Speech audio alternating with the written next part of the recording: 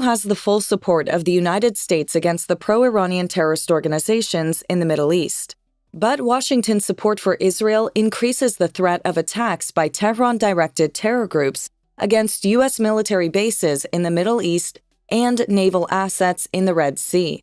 Iran has been directing terrorist organizations against U.S. military assets in the Middle East since the beginning of the war in the region. U.S. defense officials have reported at least 70 drone and rocket attacks since mid-October. Officials said they had intercepted most of the attacks.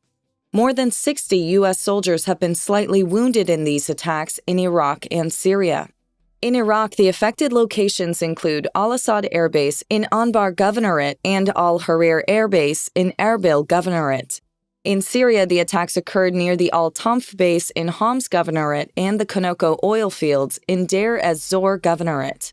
The attacks coincided with rising tensions in the region in connection with the Israeli-Hamas conflict in Gaza. Attacks on U.S. troops in these two countries had largely ceased during the week-long ceasefire in the Israeli-Hamas war.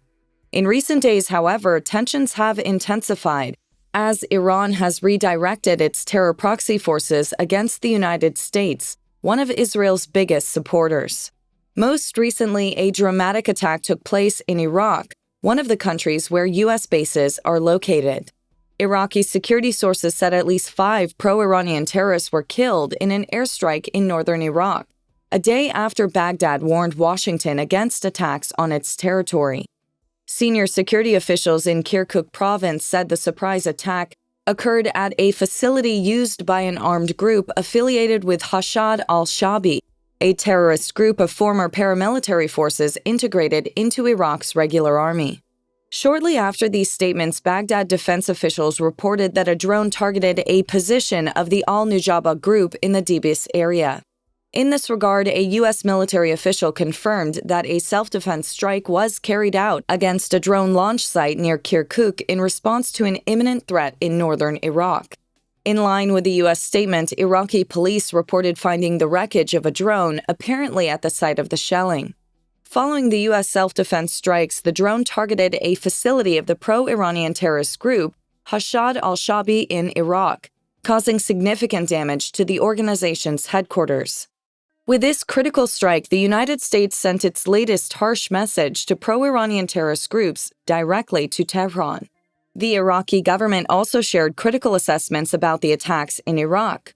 In a phone call with U.S. Secretary of State Antony Blinken, Iraqi Prime Minister Mohammed Shia al-Sudani said Baghdad rejected any attack on Iraqi territory.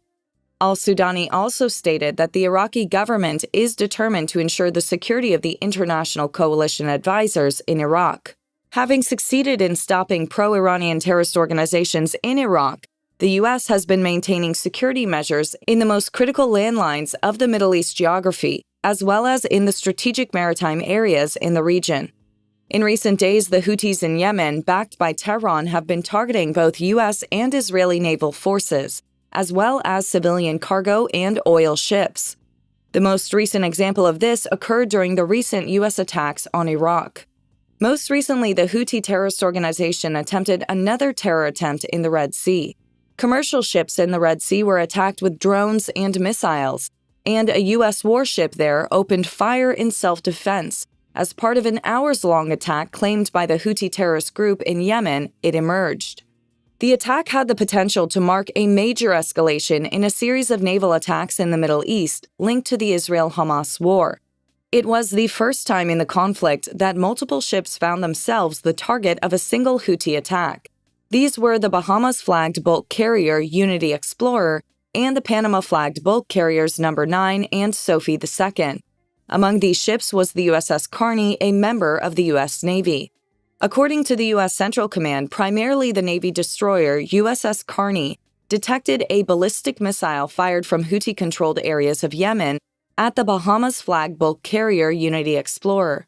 One of the ballistic missiles fell close to the Unity Explorer. Shortly after the ballistic missile fell, the USS Carney destroyed an unmanned aerial vehicle heading towards it, although it was not clear whether the target was a destroyer. The drone used in this attack on the USS Carney was allegedly launched from Yemen. About 30 minutes later, the Unity Explorer was struck by a missile and shot down another incoming drone as the Carney responded to a distress call. U.S. Central Command reported that the Unity Explorer suffered minor damage from the missile. Two other merchant ships, the Panama-flagged bulk carriers No. 9 and Sophie II, were hit by missiles. The Carney, which was en route to assist Sophie II, shot down another drone heading towards it. The drones did not cause any damage to the USS Carney.